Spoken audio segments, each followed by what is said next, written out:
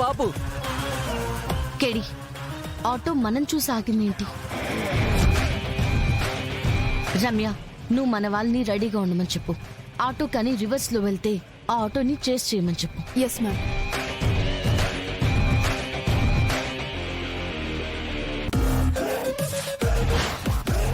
అన్నా ఆటో మాత్రం వెనక్కి పోనివ్వకు, పోలీసుల సైడే పోనివ్వు. అన్నా ఏం చెప్తున్నావు అన్నా?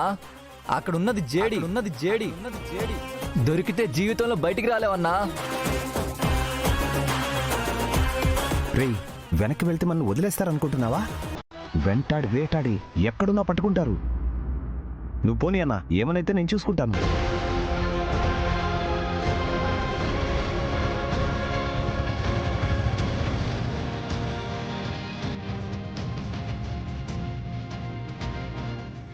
ఆపండి. నమస్తే సార్. నమస్తే. ఆటోలో ఏముంది?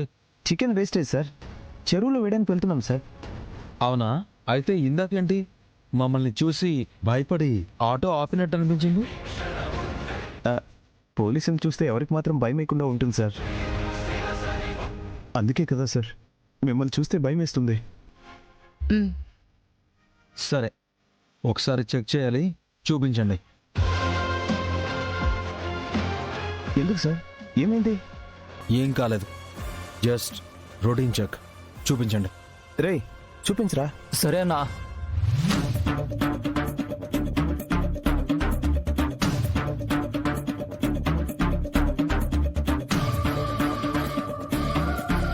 చూడండి సార్.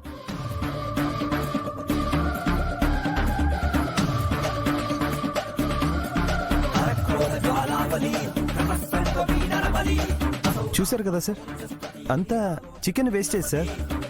చేపల చెరువులో వేయడానికి వెళ్తున్నాం. మీకు కూడా చేపల చెరువు ఉంటే చెప్పండి సార్, మీకు ఫ్రీగా వేస్తాం.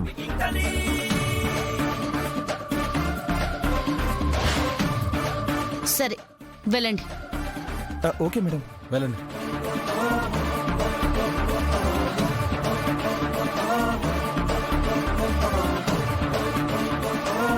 బానే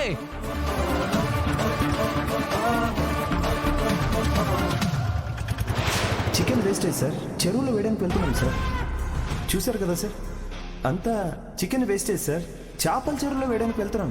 కేడి ఆటో నాపండి.